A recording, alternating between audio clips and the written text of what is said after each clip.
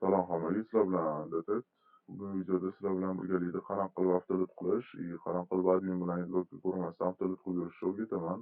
Sizlarni birinchi qiladigan ishinglar bu Wine saytiga kirasizlar. Market joyiga o'tasizlar, skriptiga o'tasizlar. Bu yerdan poiskga bizni berasizlar ruschada. Bu yerda ikkita variant bor. Bu yerda bint qo'ya olmaydiganingiz, bint qo'ya olmaysizlar. Bu yerda bint qo'ya olasizlar. Men buni ishlataman, shunga ichiga kiraman. Приобрестini bossanglar bo'ldi.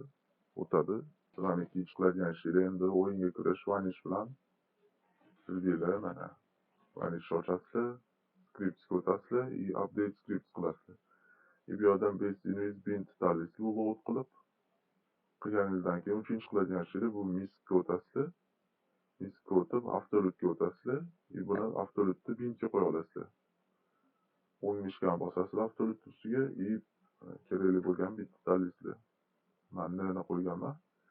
To'rtinchi qiladigan ishinglar bu mana shu miskda bo'ladi. Worldga o'tasizlar, свободная kamera yoki free cam bo'ladi sizlarda.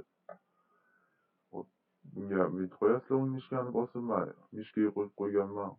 M5 ga qo'ydik mana hammasini. 5-chi qiladigan ishinglar bu F7 ni bossanglar mana invizni menyusi kelib chiqadi sizlar. Kelib chiqqanda bint degan joyini ustiga bosamiz, sizlarga kerak bo'lgan klavish ustiga bosamiz mana. F8 ga yo'q. F4 ga qo'ydim mana. F4 ga qo'ydim, yana F7 ni bosib menyuni yopib qo'ysanglar bo'ladi. Misol uchun mana endi hozir ko'rsataman qanaqa ishlaydi bu.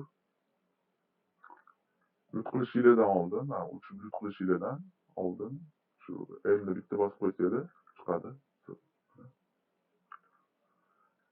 Endi F4, свободная kamera tab bo'lib mana but qilib yursanglar bo'ladi. Mana but qildi. Endi yana joyingizga qaytib ko'rasizlar but qildi. Video yoqqan bo'lsa like, подписка bosib ketinglar. Sizlar bilan Detect bo'ldi. Promokod Detect.